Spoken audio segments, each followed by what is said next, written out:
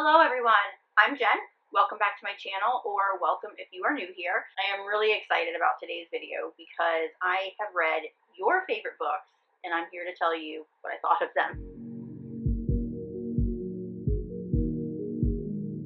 So yeah, here we are. As I mentioned, I am really excited about this video. I've been wanting to do something along these lines for a while, and so let's see how it goes. If we like this, maybe we'll continue to do this in the future. I put out some feelers on my Instagram and the community tab here on YouTube. Shameless plug, if you aren't already subscribed to my Instagram, go follow that. Also, really quickly, I do want to apologize for not getting this video out on Friday when my normal upload goes out.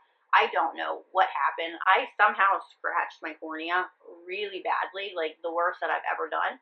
And I could not open this eye. It was puffy. It was red. It was teary. It was just a hot mess. There was no way that I would be able to sit in front of lights and do this. So I apologize, but we are getting it done. And we are now back to our normal scheduled programming. So let's get into this.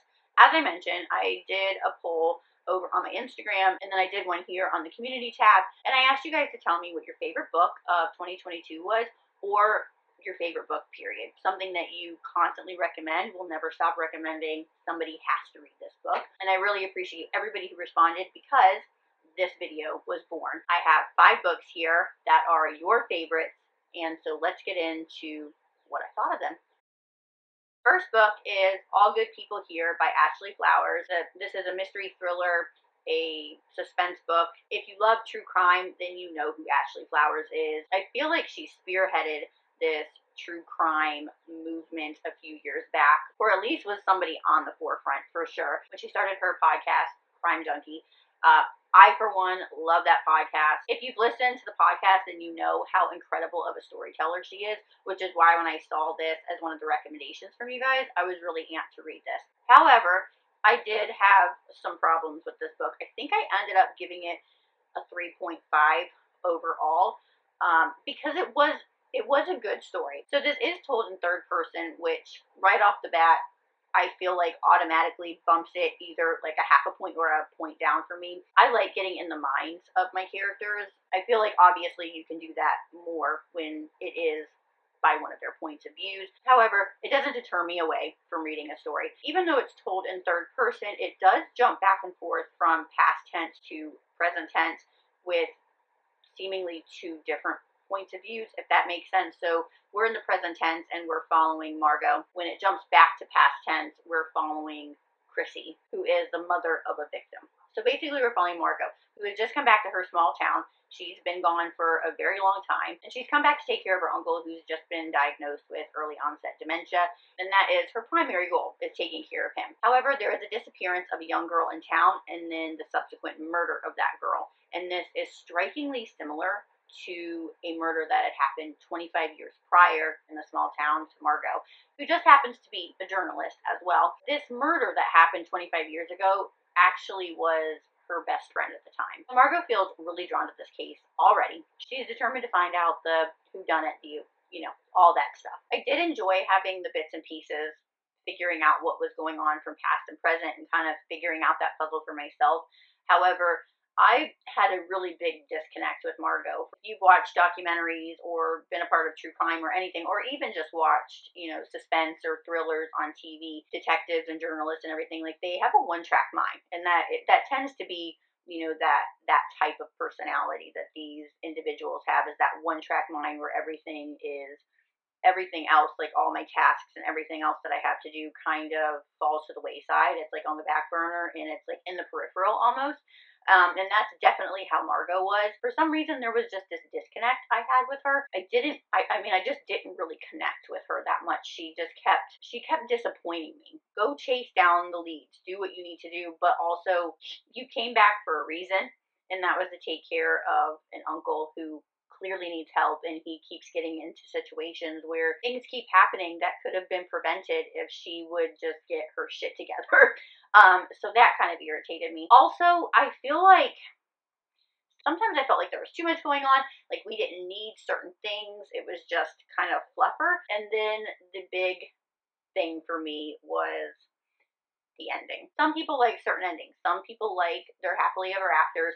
Some people like it where everything is tied up in a little bow and they don't have any questions. Some people like cliffhanger endings. I have come to realize that I don't have to have everything wrapped up in a tight little bow, packaged nicely, and send it off on its way. But I do like finishing a book where I'm not left with more questions than answers, or I feel duped. And that's what happened here. I felt duped. And maybe you're thinking, hey, it was a cliffhanger because there's going to be a sequel. There's not. I absolutely see where she was going with it. I get what she was doing. I felt at the very end it was very reminiscent of many of the podcast episodes that she has done. I can't say more because I don't want to spoil it for anybody if you haven't read it. I can see where it was going. I can probably guess what happened. I don't want to guess. I don't want to guess on certain things. You know what I mean? If that makes sense.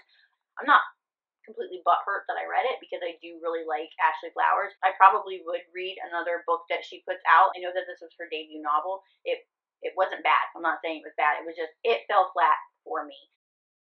Next, I read Painted Scars by Miva Altaj. This is book 1 in the Imperfectly Perfect Mafia series. There are 6 books in this series.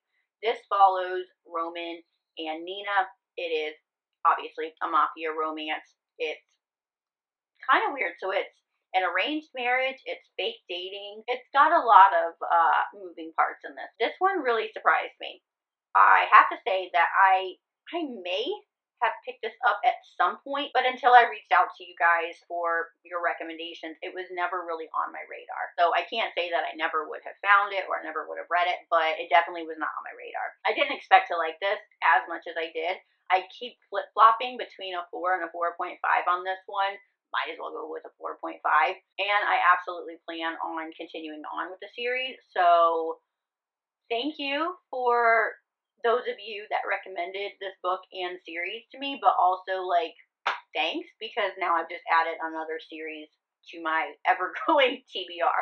Thanks for that one. I remember coming off of a slew of books that just were not hitting for me, and then I picked this one up, not thinking much of it, not really going into it knowing what to expect, just was ready for something different. Love mafia romances anyway, but this one really caught me by surprise.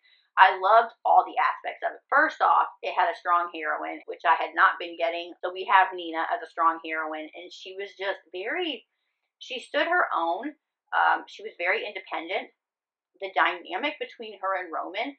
So it is an arranged marriage, but it's also fake dating, which is, I know, a bit weird. It is a forced or arranged marriage between Nina and Roman. And I say fake because it's only supposed to last for 6 months and then they will cut ties. When we start off, Roman has been in a really bad accident. It was actually an attempt on his life and it's left him in a wheelchair, and he is the head of the mafia. So his right-hand guy and pretty much like his confidant, one of the only people that he really trusts, is adamant that he show strength at this time. And one way that he believes to show strength is for Roman to marry, to fall in love and to marry and to show like sort of a united front, where this is where Nina comes in. Nina's father has done something pretty naughty to the Bratva, and Roman is not too happy. However, he will forgive this if Nina agrees to marry him, pretend to fall in love with him, and marry him for 6 months, and then it's over with. It has been said that the subsequent books in the series do deal more with the mafia innards. You do get more of that day-to-day mafia aspect. You do get more violence. This one didn't have so much violence. I will say that this is very character-driven. It is very centered around Roman and Nina. There was a little bit of insta-love here, which I am not overly fond of because I feel like those books tend to hit a plateau at some point. This didn't do that for me. Yeah, it was a little bit insta-lovey, but it was insta-love but separate. Like, Roman had this immense attraction to Nina and was falling for her, and she was doing the same, but they were kind of like hiding it from each other. The way that Nina was with Roman, the way she pushed him in a good way, the way she didn't back down from him. I really did absolutely enjoy this book. Miva Altaj is a new to me author. I really enjoyed her writing, and I can't wait to continue with the series, so thank you. The next book that I picked up was The Tyrant Alpha's Rejected Mate by Kate C. Wells. This is a 3-part interconnected series. I did enjoy this book. I ended up giving it a 3.5. It is a paranormal romance. It's a shapeshifter romance. It is a bit of enemies to lovers. But this one, honestly, I didn't have high hopes for because it's not something that I typically would gravitate to. So I was really pleasantly surprised with how much I actually did enjoy this book. However, even though I'm not opposed to finishing the series, it's probably not something that I'm going to do. I have so much more that I'm aching to read and wanting to read, and this is not that. I did enjoy the overall story. I enjoyed the world building in here. I haven't read a paranormal romance in quite some time. I think the only shapeshifter-esque thing that I've read was Twilight way back in the day. But I will say that there is a different dynamic in the wolf world when it comes to, you know, a pack like in the Twilight and then this said pack. Whereas I thought, and I really enjoyed the wolf human dynamic. Again, I have not read a lot of shapeshifter books, but for this I felt like it was a little bit unique, and maybe I'm wrong. Sound down in the comments if I am. But the human and the wolf didn't speak to one another. However, if I'm the human, I can feel my wolf's emotions. Like I would know what she's feeling. I kind of get where she's thinking, but I don't hear particular thoughts. I would just know that like she's happy. She wants to be around this person.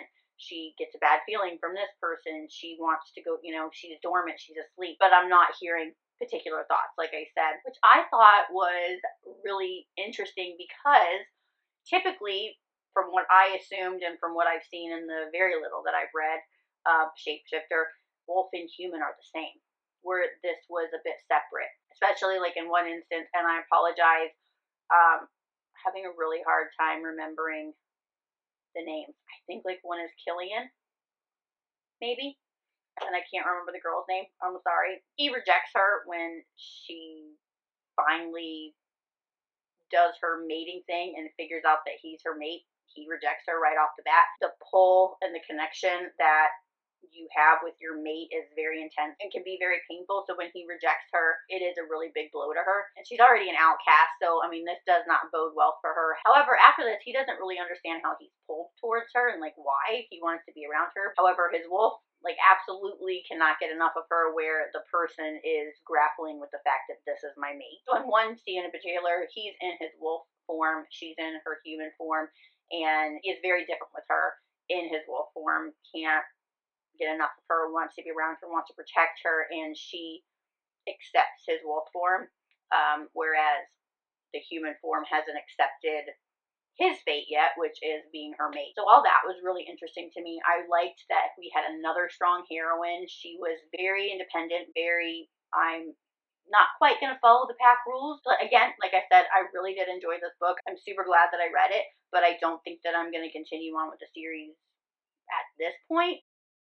Next, I actually have 2 books for you because it is a duology, if you will, and it is The Naked Fisherman and The Lost Fisherman by Jewel E. Ann. This is an age gap. It's a boss employee. It's a forced proximity. It's got a number of things as well. So here is the thing with these 2 books, because this one I felt like was a doozy. I don't think that I've ever had a reaction as opposing as I did with these 2 books. Ever. And this is what I mean. If I had it in me to DNF a book, which I have not done yet, but I've wanted to on several occasions, I can't bring myself to do it. We've had that conversation before. If I had it in me to do that, I would have DNF'd this book. I absolutely would have. I did not. And I remember throughout this book, while I was reading it, thinking, what the hell is wrong with you guys? Like, why would you why is this your favorite? I don't understand. Why would you recommend this? This is, I'm just at my wit's end with Reese. I wanted to strangle her. She just really just pissed me off. And I say kudos to Julie Ann, because if not for the way that that first book ended, I would not have gone on, and I would not have been completely shocked by the outcome of these 2 books. The first one I did end up giving 3 stars to. The second one, again, it's a toss-up for me of, I keep going back between a 4 and a 4.5. I think on Goodreads I gave it a 4. So we are following Reese and Fisher, and it's all told in the point of view of Reese. When we start out, Reese has just turned 18, and she is on her way to Colorado to visit her mother, who she hasn't seen in 5 years, spoken to in 5 years, been around in 5 years, because her mother has just been released from prison, where she has been for the last 5 years. When her mom goes to prison, her dad divorces her, wants nothing to do with her, pulls Reese out of her public school, moves closer to his parents, who are very conservative Christians, and puts Reese into a Christian academy, where she spends the remainder of her high school years. So from 13 to 18, she's in the school. And I mean, think of yourself maybe at 13. You're thinking for yourself. You have your own thoughts about the world, but you are very susceptible to outside noise. Even though she's had those 13 years and very formidable years with her mother, she spends these really crucial years, 13 to 18, in this Christian academy, if you will. But she's graduated, and she doesn't quite know what she wants to do with her life, but she knows that she wants to build some sort of relationship with her mother. So she basically is going to spend the summer with her mom and kind of figure out what she wants to do. And her mother's got her a summer job with Fisher, who ends up being neighbor / landlord and a really good friend of hers as well. And Fisher is unlike anybody that Reese has met. He's 10 years older, and he likes to go shirtless. So he is the naked fisherman. Maybe because of Reese's time in the Christian academy that she was in, her views, in my opinion, were just really highly skewed. I sometimes wanted to be like, girlfriend, we're in 2022. You need to get with the times, and you need to start thinking for yourself a little bit, because some of the things that she would say would baffle me, would anger me. You could definitely tell that she was regurgitating something that she had heard. But also she was very contradictory too, because she would say things that she's heard or things that she knows that she should be saying because of her religion and the way that she was brought up, but yet her body is telling her something different, and she is grappling with what's right and wrong, saying one thing, doing something completely different. And Fisher was not very easy with her, was not going to coddle her, basically, was at sometimes really crass with her and the things that he would say. Here's the thing, I know I'm not doing this book any justice, but I highly recommend it. But you have to commit to both of them. You can't DNF the first book and not continue. The second book is where everything changes. I felt one way towards this first book and complete polar opposite with the second book. Reese's character development through these two books is staggering. I came to absolutely love her because of the second book. You have to get through the first book. You have to deal with all the things that she does and goes through. You have to. What happens at the end of the first book propels her into becoming the person that we see in the second book. And I can't really tell you anything about the second book because it would ruin just everything. Just telling you, as somebody who wanted to DNF this book, who was adamant the entire time through this book that I will not be picking up that second book. And now here I am telling you that I highly recommend reading this. Yes, Reese is going to irritate you. Yes, Reese is going to piss you off. You're going to want to strangle the girl.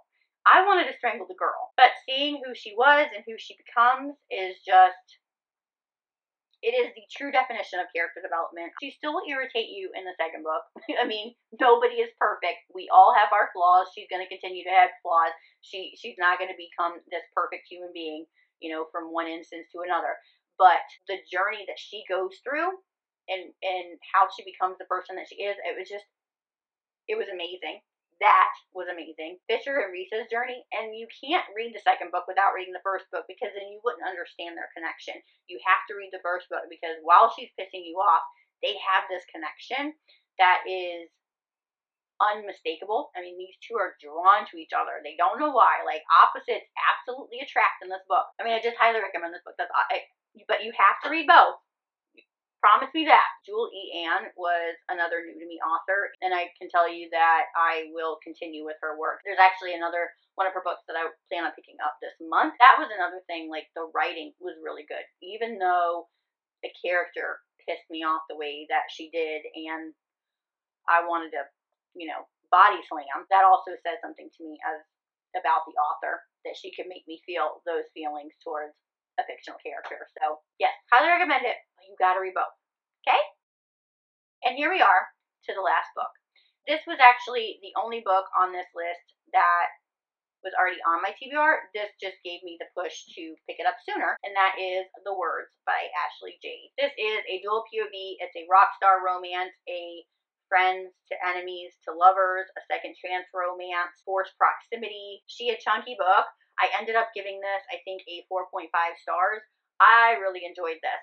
I feel like this is a book that is a hit or miss with people, and I can see kind of where the miss is with that. So this follows Phoenix and Lennon. We meet them in high school, where they actually meet. Lennon is asked to tutor Phoenix so that he can graduate high school. Him and his best friend, their big dream is to become a rock star and get out of this town. They don't have the best of lives, especially Phoenix. Lennon is sort of an outcast at school. She is not very popular. She was picked on by the mean girls, the popular girls at school. Lennon obviously says yes to tutoring him, and they become friends, and then they become a little bit more. Something happens that tears them apart. Lennon is absolutely devastated. And then we time jump.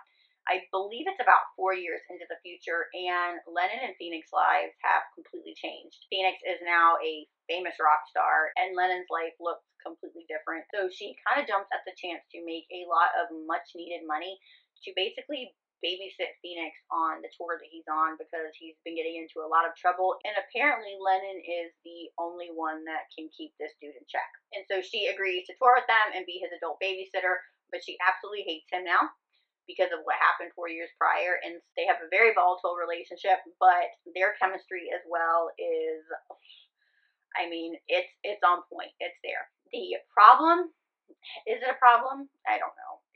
The squabble, the tiff that I have with this is Lennon is a curvy girl. So we have curvy girl representation in this book, which I absolutely love. She gets ridiculed for that amongst other things. On the outside, she doesn't let it get to her. She's a very strong individual, very strong heroine, and I commend her for that. Like, I absolutely loved Lennon and the just strong will that she has to do what she needs to do and take care of herself, take care of her family, and she doesn't let people put her down, but she tends to put herself down.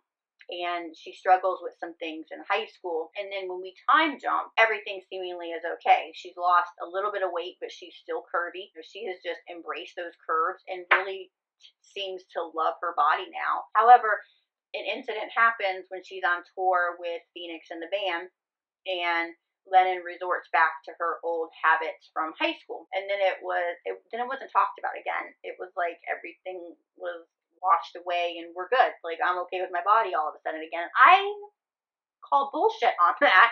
Those things don't go away overnight. In those 4 years that we time jumped, you could have worked on yourself. You could have done therapy or whatnot. We don't know. It wasn't talked about, but I'm assuming not, because one thing happens and you resort back to old behaviors. You are a strong individual. You portray that on the outside, but you do have insecurities, like us all do, but you have certain triggers and you have certain behaviors that are not healthy. And so we need to work on that. And I just wish that it was touched on a little bit more. I mean, this is already a really chunky book, but it could have been addressed, I feel like, a little bit more, because those are serious issues, and they don't just go away because a guy says you're beautiful and has sex with you. That's not going to go away. So I do wish that body positivity and the way that she worked through some of her issues was explored a little bit more. That's all. That was it. Like, that's my only major qualm with this. I am absolutely picking up the spinoff for this, which is, I believe, a two-parter. The second book hasn't come out yet, but the first book is already out. It's called The Choice, and it is between a couple of the characters that we meet in this book. I'm super excited about that, but I definitely recommend this one. I know that it's a hit or miss for certain people, but it definitely was a hit for me. I mean, I loved it. There you go. And there we have it. You recommended these books to me. I read them, told you what I thought about it. I got to read some books that I probably wasn't going to pick up anytime soon, if at all. So I really had a lot of fun with this. I hope that you liked it as well. I definitely would like to do something like this again in the future. Let me know what you guys think about it down below. Definitely had some winners here. I have a new series that I've picked up. I have another new author that I've picked up. So, I mean, like, for me, it was all around a win-win. So, yeah. Let me know what you guys think about this. I'd love to hear your thoughts down in the comments. I think that's going to do it for today, guys. If you like this video, please give it a thumbs up and subscribe if you're not already so we can continue to hang out and we can do more fun videos like this. This was a lot of fun, I have to say. I really enjoyed it. But until next time, guys, happy reading. Bye.